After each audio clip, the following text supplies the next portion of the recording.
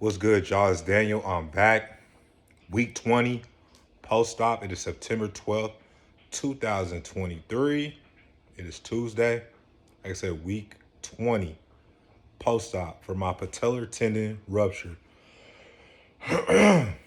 Excuse me. Now, I made a video yesterday. I might re-talk over some points that I had, but I don't know if I'm gonna put that up or not. But anyway, so let me give y'all some stuff. Last week, I just pretty much, it was like an active recovery week.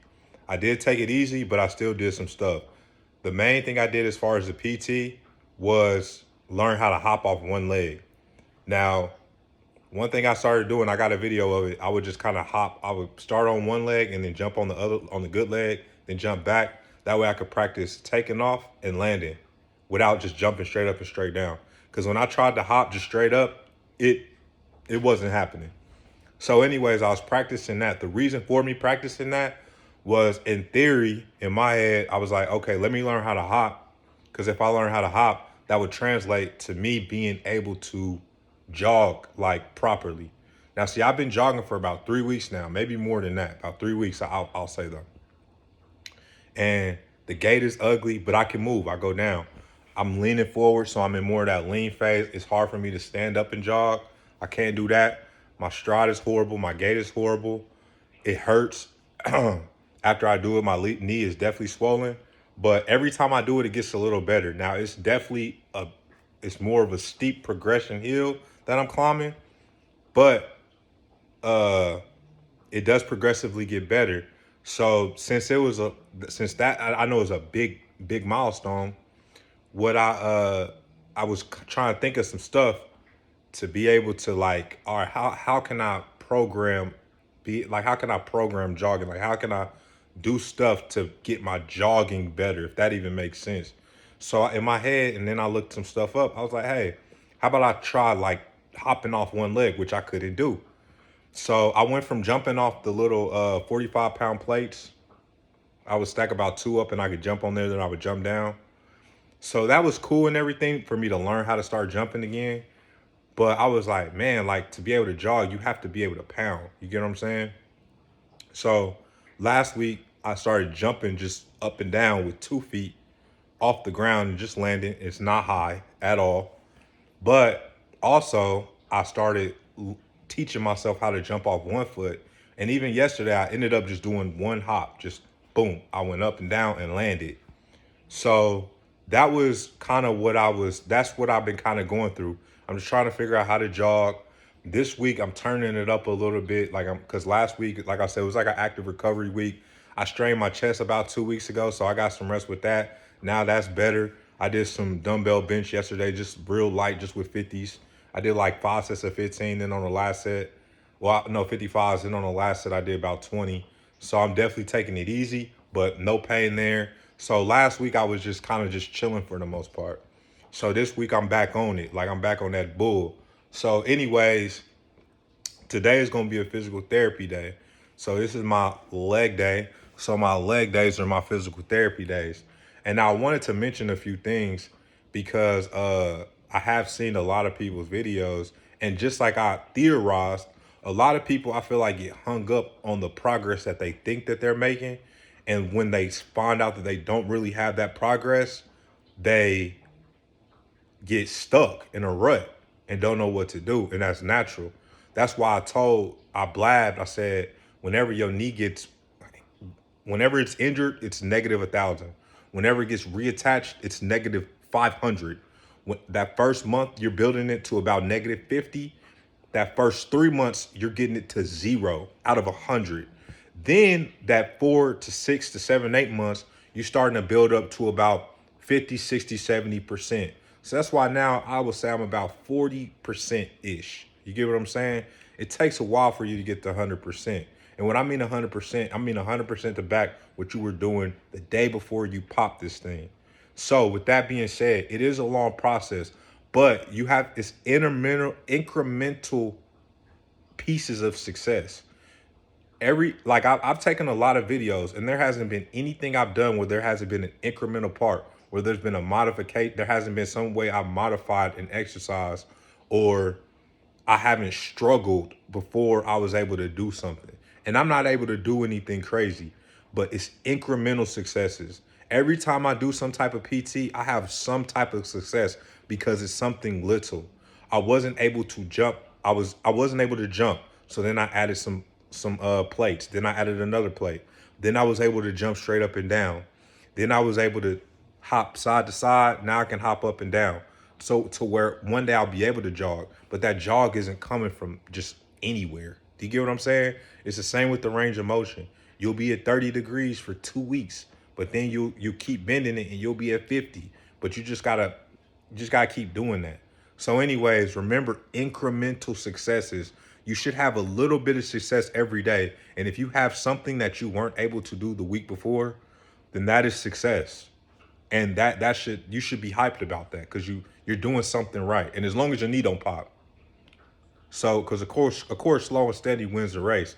Now I'm saying this to say because I was watching a video and like I watched a lot of videos. The only person that really keeps the same energy is Max Fit by far. Like he keeps it 100. Like he's a stride ahead of me, and like I love it. You know, he gives me the motivation. He's literally the guideline for me to look at. Like, okay, I can do this. I can do this, but like I can do this. It's just a benchmark for me. Like okay, I can do that, and I know I can be safe. Even I might be a little knee might hurt, and I might have to rest a day or two after, but it's safe for me to strive to do that. But other people they fall off, and I really think it's because they think they're ahead of where they at. So now that brings me to another point. A lot of people, and if this is what you do and this is what your trainer and doctor telling you to do it. But the approach I've taken, some people like to add weight onto exercises. I have not. The only weight I've added was 2 deadlifts. And even then, or to my Romanian deadlifts. And I went back to the bar with that just because I felt better doing it. Not because, and it wasn't because of knee pain, but it because it matched the program I've been doing. So my squats, my squats, body squats, box squats, body squats. When I'm hopping, body weight, leg press. There's no weight on it at all. I'm just pushing up and down. I'm doing sets of 25. Calf raises, no weight. Whenever I'm doing my patellar, I pull up my leg, zero weight, no ankle weights, nothing. Zero weight. I'm mastering my body weight. And my first goal before I wanted to put weight on my body was to be able to go all the way up and all the way down in a squat. I wanted to be able to master my body mechanics before I load up any outside weight bearing. I'm 225 pounds. I'm enough weight as it is. So I want my body to be able to handle me before I put any additional stress on it.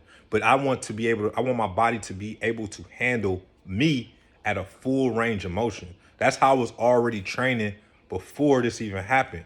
I could squat. Like I've already hit 4 on both. Like I could deadlift 405 regularly. No belt, no chalk, no gloves, no none of that. Like I was doing that for years. I squatted 405 in college. I took that back down because I'm not like the best squatter, and squatting does hurt. But I've been like I'm a strong person already. So if I'm saying that I've also mastered me my body mechanics.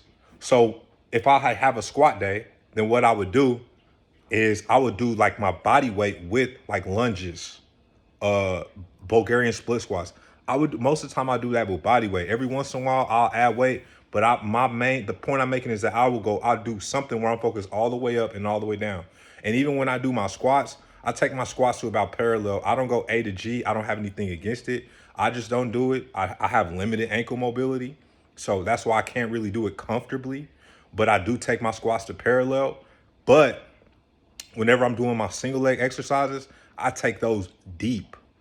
Like my Bulgarian split squats, my back knee will hit the ground. And then also I focused on stretching, flexibility. So I would twice a work before I started my workout and after my workout, I would hold a squat all the way down with my butt all the way down. Like, and I will hold that for 30 seconds twice before and after my workout. The point I'm making is that I've always, at least the past 10 years, my main focus has been like functional flexibility.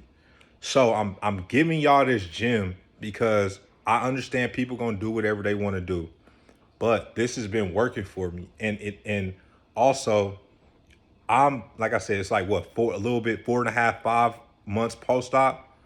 I'm jogging, and now it's just down the block, and I'm walking back, and it's uncomfortable, but I'm doing it. I just watched somebody's video who's 10 months, or yeah, he's 10 months out, and he's just starting to jog in an anti-gravity machine. Now his videos have, especially at the beginning, got me through. And still, like, of course, I show support for everybody, and it's not a competition at all. But the point I'm making is that what I'm doing has been working. I'm half the time, and I've already jogged for the past 3 weeks. It's been uncomfortable, it's been ugly, but I've been jogging. And not only that, it's gotten better and better. And I just go on the street. I'm on concrete. I just put on my shoes and just hit it. And also too, one thing he said in this video, and shout out to dude too, because like, I'm not competing. I'm just using this as an example to prove my point. But he was one of them dudes that started, he wanted to like put weight on his back. I didn't do that. And more power to him. But he said his physical therapist told him to back off the weight. So now he's backing off that weight that he progressively overloaded. You get what I'm saying? Probably because there was overcompensation. I guarantee that. I couldn't see it, but I guarantee there was overcompensation. I guarantee there was still some pain, because anytime you do stuff, especially you take it to a different level, there's going to be pain in that knee. So it's probably safer, especially a squat, a movement pattern where that patellar tendon kind of gets some action. So yeah, there's going to be a lot of stress on that. So loading up that joint isn't the best idea, or loading up that squat movement isn't the best idea. So anyways, that's just my take on it. But the proof is in the pudding. I'm still doing I'm icing right now while I'm talking to y'all. And I've taken videos of everything. I haven't been able to take a picture of me jogging or videos of me jogging just because, for one, it's ugly, but I get all the way down the block. But for two, I don't like, I'm by myself like during the day, so like I can't really, like, I don't have nobody to help. So whenever I'm able to jog for real, I'll probably get on the treadmill and I'll show y'all. Like, so hopefully that's here, man. I'm really hoping, I don't want to give a timeline, but hopefully in the next 2 weeks, I'm able to just jog steady and I can say I ran a mile. Like that'll be a big thing. Y'all gonna hear about that. But clearly I'm excited today. I'm about to start up my PT, so I hope y'all pray for me. I hope I'm saying all this and then my leg don't pop. But yeah, man, master your body weight. And that's single leg exercises too. Cause I can do lunges on my leg. You know what I'm saying? But I'm still not comfortable enough. But see, I'm building that flexibility because I'm still not all the way comfortable enough to squat. But I understand you gotta be uncomfortable. Like you gotta be comfortable being uncomfortable. So I am gonna try to load up some squats, but it's not gonna be like, I'm not gonna even have 200 pounds on my back. It's gonna be like, I'm gonna have some tens, and I'm gonna practice my squat. I'm gonna practice my depth. That's the approach I'm taking when I'm doing squats versus doing squats for a number. So anyways, I hope this message like sinks in with y'all, you know what I'm saying? And like, I know I'll have some clips. If I learn how to put this stuff like on the thing, then I'll definitely do that. But I'm gonna definitely load up videos as I'm going. But I hope y'all really listen to what I'm saying. And it's not a contest. It's not a competition. We all want to get better. We all want to get better as quickly as possible. But also, I hope y'all understand that my goal wasn't to get better. My goal was to get better within a year. And right now, I'm about at least 3, maybe 4 months ahead of the curve. So I'm giving valuable information so that whoever feels stuck, y'all just know that, like, at least you can look at this video. Like, even if you know me or don't know me, you could look at this video and be like, oh man, like, I got a little bit of extra help, man. because I'm doing it. I'm thugging. I'm good, man. Like I'm getting better every single day, but incrementally, little by little. Everything you do differently is even if you walk a little better, standing up more straight. You got to think those are little wins. I'm like, that's what it's all about is little wins. You little up those wins, compound interest. You little. You build, and then it's one big win. That's what we after. So anyways, this has been 15 minutes already, so it's a long video. I've been blabbing, but I hope y'all picked up what I'm picking down. Leave a comment.